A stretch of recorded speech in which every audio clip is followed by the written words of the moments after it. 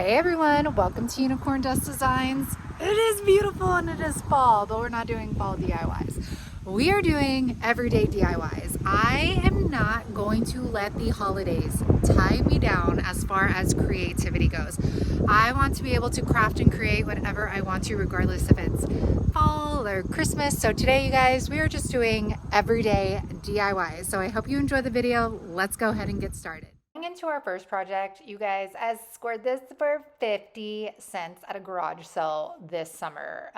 Yes, score. I think it's a Target like tiered tray, but we are going to give this new life. We are going to dabble in with a transfer. Now, this transfer booklet has a ton of different options: flowers, veggies, fruit, eggs, moths, butterflies. I mean, there's so many options, but I saw this being used in a kitchen. So I just measured out how big of a piece I'm going to need so that I do not waste my transfer sheet. And I'm going to cut that to like an 8 by 8. Now, when I tried to stick my transfer on the raw wood, it did not want to adhere whatsoever. So my next option was to apply a clear coat to the top of the wood. So I grabbed Big Top. Now keep in mind, on the transfers themselves, they do suggest to use a clear coat before putting a transfer on, but I never usually do that, and I usually never have a problem with it sticking to wood. But for whatever reason, this is what we needed to do. So I cleared it, and then I made sure that that clear coat was completely dry. Then we had some success. So I am just pushing down that carrier sheet and lifting it up as I go. And this is going to help your transfer release onto your surface. And then once we're done with that, you want to burnish your image in. And that's basically just making sure that your transfer is completely adhered to the surface. Now, you guys, this was such an easy flip, but I just wanted to show you that you can easily take something that you feel is outdated or rather plain at the thrift store and turn it into something that's more upscale or more your style. And of course, Hanky had to drop in for a little bit. He's finally like coming downstairs and hanging out with me now that summer's over, and he was wanting all the cuddles. But of course, when he left all of his hair on my black sweater. So that was fun. Now, what I did not show you guys is I did put another image on the bottom, and then I cleared it with Big Top. I put a couple coats of Big Top on both the top and the bottom, and I think this was such an easy, cute flip, and it totally brings up this 50-cent tiered tray up to a whole nother level. What do you guys think about the tiered tray? Now, this one is inspired by Bree. She has done this a couple times in her last painting videos. And of course, I was not filming, but I painted this corbel in Crockery by JRV Cottage Colors. Those are going to be different than the DIY colors because they have a built-in top coat to them. And I do love using them as base coats for smaller projects like this. They're amazing on furniture though, let me tell you that. So once that completely dried, I am taking, you guessed it, milk paint. We're trying it for the 100th time. And usually you're supposed to mix equal parts, but I can never get my paint to thicken up when I do that. So I got my warm water and I put a little less than I should have, and then mixed in the powdered milk paint. This is in the color olive, and you can get it from Bree, and it's the Sweet Pickins milk paint. So I mix this up and I set it to the side to let that set up. While that is setting up, I am going to take Prairie Gray. Y'all, I used this color last year for so many Christmas DIYs. It looks gorgeous with gold gilding wax, but we're not doing that here. We are mixing it with some salt wash because we want to create some texture on our corbel. We're going for an older look here. So I'm just getting my chippy brush and I am stippling that on. There's no rhyme or reason, you guys, to the placement I'm putting this on. Did that make sense? Did I say that right? I don't know. Anyways, So I'm gonna go ahead and stipple that on. It's gonna dry down, leave tons of texture, and almost give you like a concrete, like hard finish. Now that that's completely dry, I actually got the milk paint to be the consistency it's supposed to be. Pat on the back for me. And I am going to stipple that on to get into the details, and then I brush it on too. Now, my only thing with this was I feel like it was very thin. I mean, the consistency is thin, but I guess you'll see at the end, like I feel like the paint under it showed through the green, which I didn't mind a whole lot, but I don't know. Maybe I guess I thought it was going to be more pigmented. And I also did not get the crackle Brie usually gets with this paint either. I applied like the heat gun to it, and Brie said she thinks that the problem is the stuff, like what I'm putting the milk paint on. But to be honest, this is exactly a piece she would have put a milk paint on.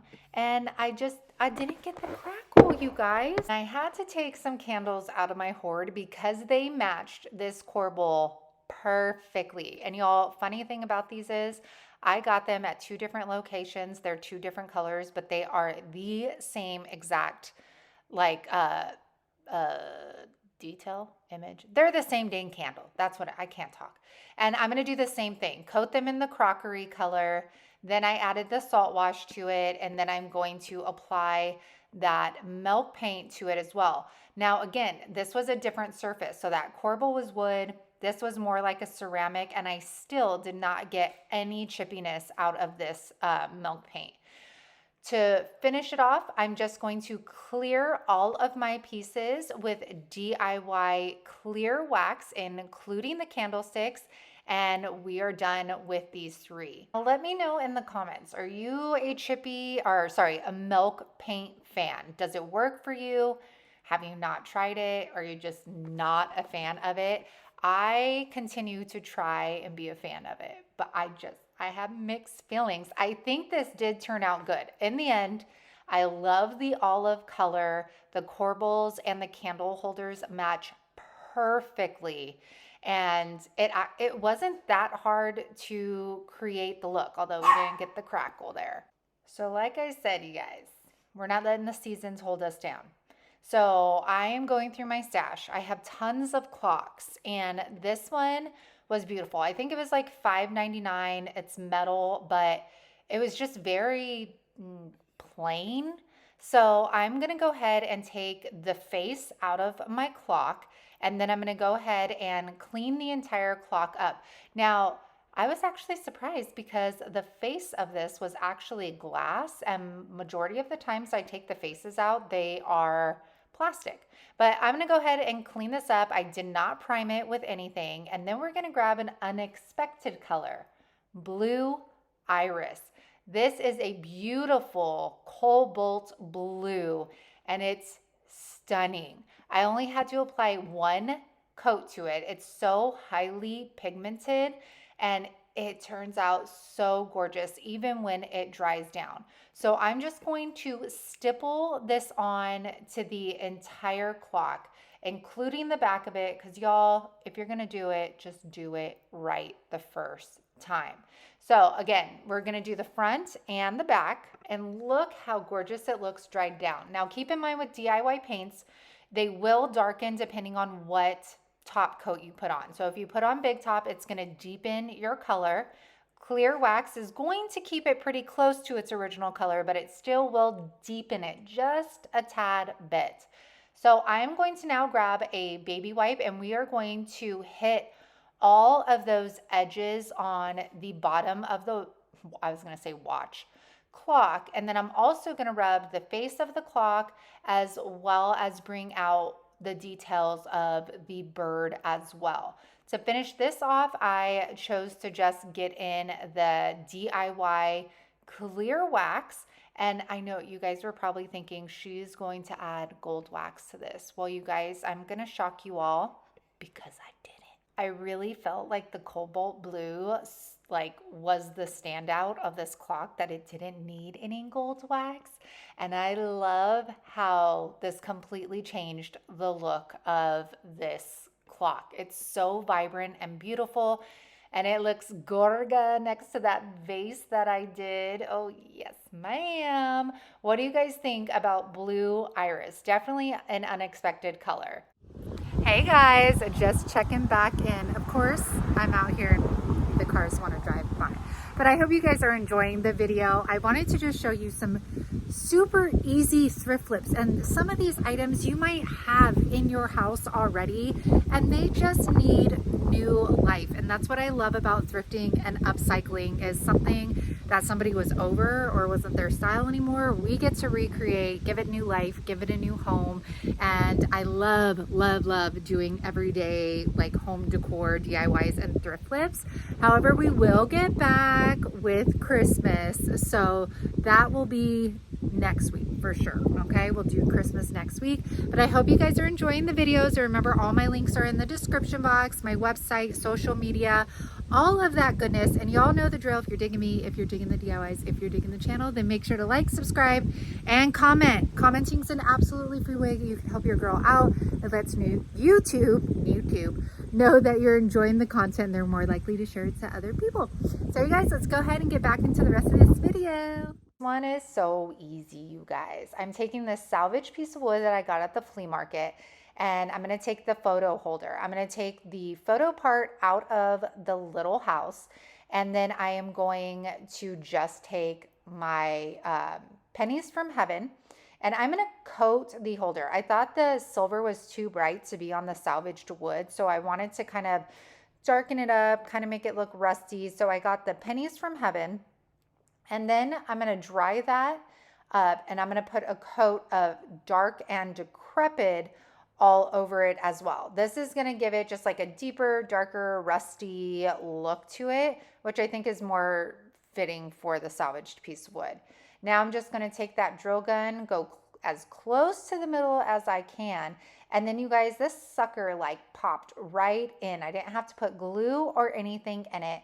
And I know this has been done before, but I really did not want to cut this piece of salvaged wood because I thought it looked beautiful. And yes, we could have just left it alone, but now it serves a purpose, which I'm all about. If I can have home decor and something that I could put a photo in, then I'm all about it. So hope that gave you an idea for some salvaged pieces.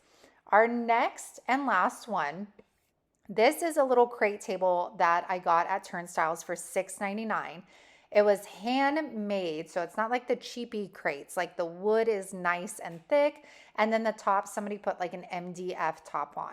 So we're going to use the Owl Decoupage paper that I just showed, and it has so many beautiful colors in it. But the color that stood out and spoke to me the most was the pink in it. So I'm going to take Kissing Booth, and I am going to do one coat around the entire table. Then, you guys, I tried using my old Waverly paint, and it was so thick, like thick. So I ended up getting my sponge roller that I use on my wood rounds, and I put a base coat. The white is going to, one, help your decoupage paper pop, and two, I also used it kind of as a primer for that MDF because I knew if I put the liquid patina directly onto that MDF, it was just going to suck it up. So next I'm going to lay my decoupage paper over the table. I'm using that smoothie brush. I told you guys about this in the last video. If you are decoupage people, this brush is amazing. So I put that liquid patina on my table. Then I spritz my paper and then smooth down the paper with whatever is remaining on my brush. Now I will note, I don't know if it was because the tabletop was MDF or what, but spritzing the paper was not working for me. And I tell you guys in every video that spritzing my paper has been life-changing as far as keeping the wrinkles minimal. But for whatever reason, I felt like it was causing me more wrinkles. So again, I don't know if that had something to do with the MDF, but I continued to go down the table in sections. I end up stopping the water, and I was able to get a smoother finish that way. So to each their own, maybe it just depends on the project you're working on. But remember as well, with Roycycled decoupage papers, you can keep lifting and then reapplying. You could even kind of like stretch it a little bit, like pull it a little bit. It's thin, but it's durable. And that's what I like about it. Because there was places I saw wrinkles. I just got, you could see right there. I'm like lifting it, smoothing it back out. Once that was dry, I took my sanding block and downward motions on just the edges. I'm going to sand the excess paper off. To clear it, I'm not using liquid patina. I'm going to use Big Top. Big Top is a water-based clear coat, and it's more like a varnish, which is what we want on a tabletop. So I'm going to actually put 2 coats. I might go back and do 3 just in case, because I'm like, this is paper. It is MDF under here. So I want it as durable as I can get it. And I'm going to make sure to hit those sides so we don't have any white cloudy drops hanging there. But this was such an easy flip, you guys. I paid $6.99 for this table. It was such a fun piece, and I loved that it's not like in your face. You know what I'm saying? It's not like a big wall mural or anything. Like, it's just like subtle, like beautiful chaos. I don't know. I'm totally digging it. What do you guys think about this owl decoupage papers? Look at all of those beautiful colors that are in here. This piece definitely made me so very happy. I hope it did for you too. I appreciate y'all. Have a good weekend. Look at how beautiful it is. And like, it's like some crisp air. Are the cows out today? No, not yet. They were yesterday. And just everything looks green. The trees are changing colors. My beautiful willow's gonna be dead soon. Look at the neighbor's trees. Oh, so beautiful out here. We have like the patio furniture uncovered. We had the fire going last night. Oh, so nice, you guys. All right, let's get back into this. Hey guys, just checking back in on you. Sorry if it's kind of windy.